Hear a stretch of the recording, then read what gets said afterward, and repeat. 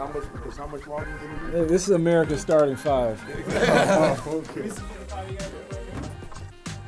Antonio Perkins is a barber at G's Clippers in Milwaukee. I mean, I am undecided. It's funny, I voted for Biden to get Trump out of office last election, and now I'm swaying more to Trump because of the things that we thought it was going to be better, and it just actually got worse.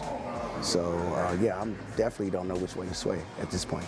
I think the Democratic Party has not only taken the black vote for granted, they have disrespected the black vote. They're not just taking the black vote for granted, they're taking black kids for granted.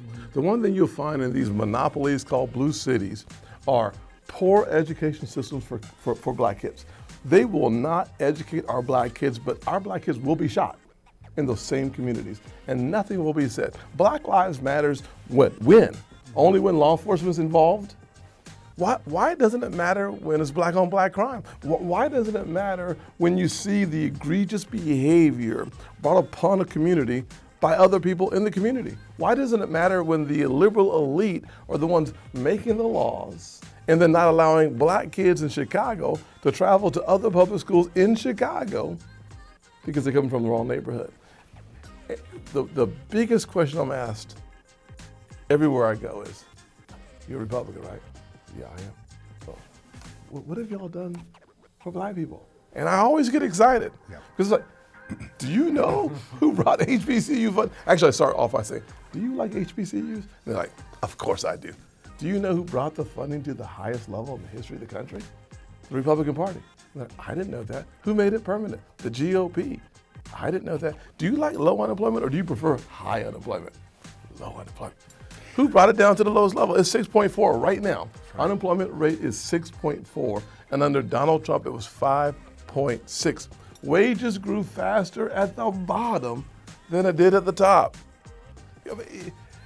Heirs property. We got that accomplished for black folks. Every time you turn around and see the accomplishments of the GOP, what we lack is marketing to the black community. First of all, Tim, I enjoy every time I have a chance to see you put those numbers out, because we now have a race that's finally listening. Yes. The greatest gift of Biden is he's such a terrible, terrible president that everybody's awake now. Everybody's saying, wait a minute, I'm sick and tired of this. And when that attitude comes, they start looking for answers. And the answer's always been in our party.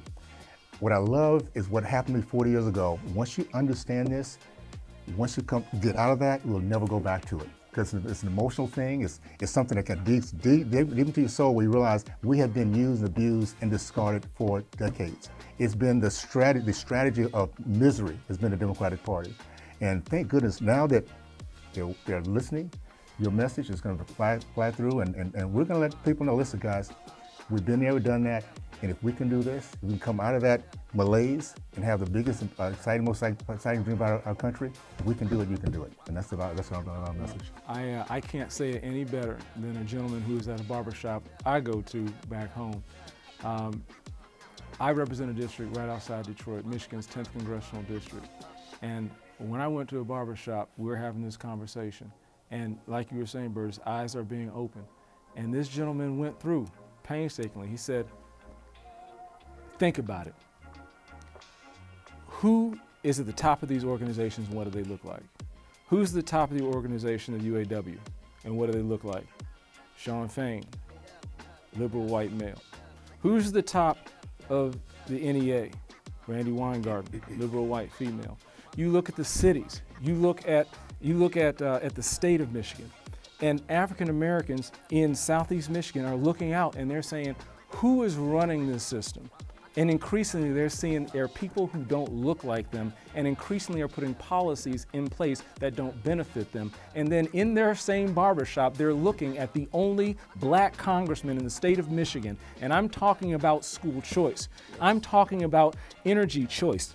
I'm talking about vehicle choice, recognizing that because of Bidenflation over the past 3.5 years, it costs more. We're spending more on essential goods, $12,000 per year. It's essentially priced low-income people, not just out of a vehicle which provides physical mobility, but socioeconomic mobility. Detroit is 84% black. 84% black. It's the largest majority black city by percentage in the entire nation. And when you look at this, we need less performative gestures from our Democrat politicians, like kneeling and kente cloth, and we need more things that go to generational wealth. We need more things that are going to help entrepreneurship, more things that are going to help give children a chance by giving parents a choice. We need more things that will address housing, things that Republicans are doing, things that will address lowering costs of health care and increasing transparency, which Republicans are doing. And when I mention all that, and when people are reminded in that very barbershop where I have a few hairs left, but in that same barbershop, they're coming to these conclusions on their own. And I will say, is kind of a encouragement that Republicans cannot expect return where we have not made an investment. This cannot be fly-by-night election year BS. We have to be in the community. We have to listen to the community. And we cannot leave vacuums in cities and campuses across the country. The consequences are too great. Hey, thank y'all so much for watching The Starting Five. More episodes coming every Friday. God bless you.